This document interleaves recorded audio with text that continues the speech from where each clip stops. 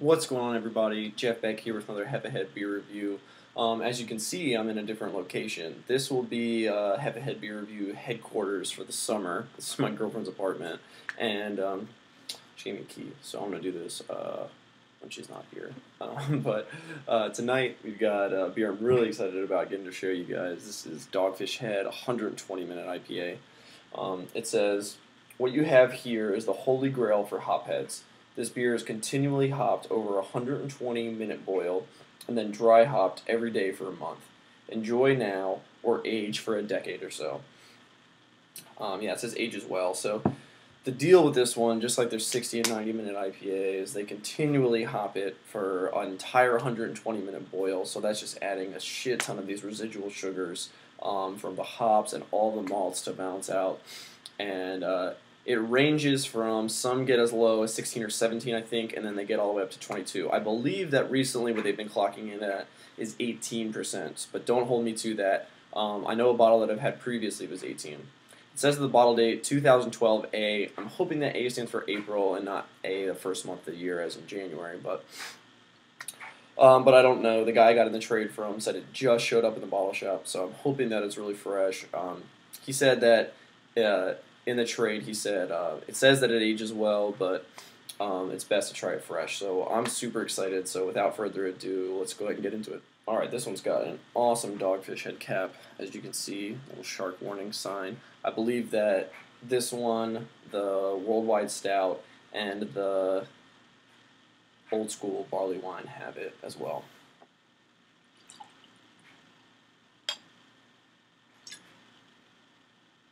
There we go. Got it poured.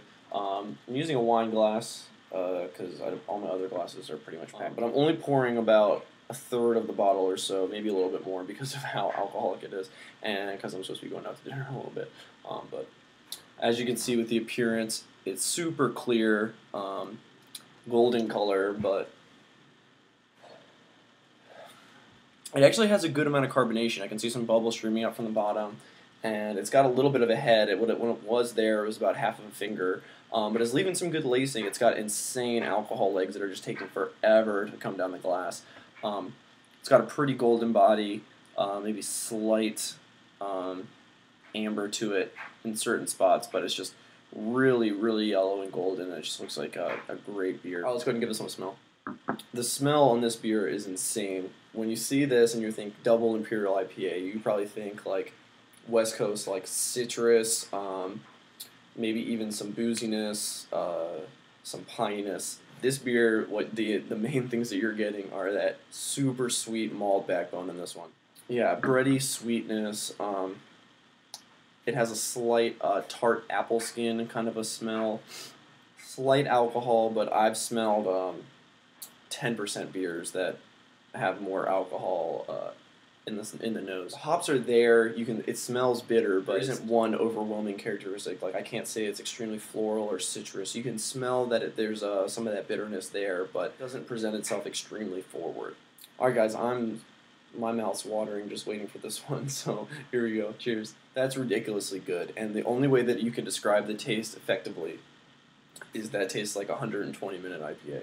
But I'm gonna do my best to try it for you. Try and explain it to you guys. It's super sweet. This is one of the sweetest beers I've ever had, but without a thick body like an imperial stout or a barley wine. It's got a thinner body, but just massive sweetness, bready sweetness, and like I said, it has a kind of like an apple sweetness. The only other beer that I've had that was remotely close to this flavor was the Maharaja, but this one is a lot bigger of a beer, and that one actually tastes more bitter.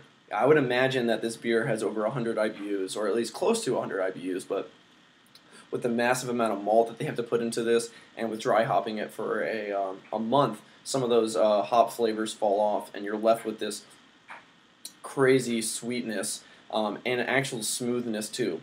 18% alcohol. I'm feeling a slight burn in my throat, but in my mouth, I'm not tasting any of it, and it's crazy for a beer to be this big and to be this smooth. All right, guys, I'm gonna sip on this one for a little bit longer, and then I'll give you guys my final verdict. All right, guys, I'm back.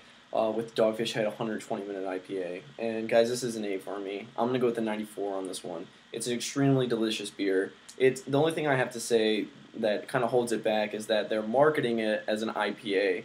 And it doesn't have any of the characteristics that you normally see in an IPA.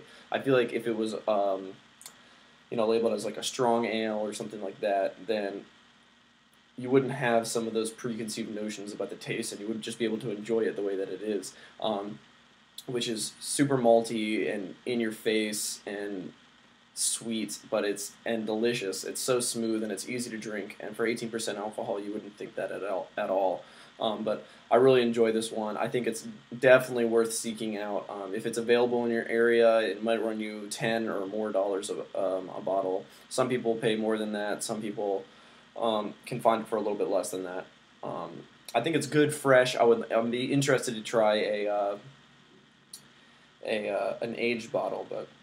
So as far as this beer goes, though, you definitely need to try it, and it's probably best shared with a friend due to the high alcohol content. But this is a great beer, and I'm looking forward to trying to finishing the rest of the bottle. So this is Dogfish Head 120-minute IPA, and I will see you guys in another beer review. Cheers.